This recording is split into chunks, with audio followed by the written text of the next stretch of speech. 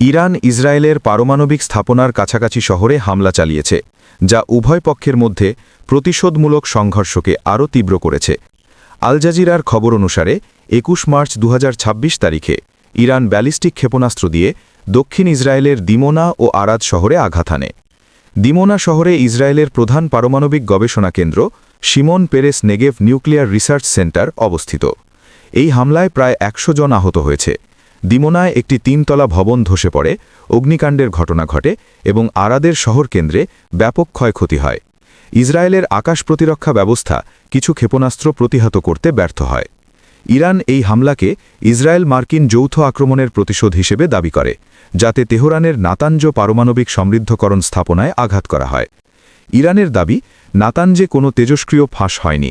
ইরানের একজন বিশ্লেষক বলেন, এটি চোখের বদলে চোখ নীতির অংশ, যা দীর্ঘমেয়াদী নিরাপত্তা নিশ্চিত করবে।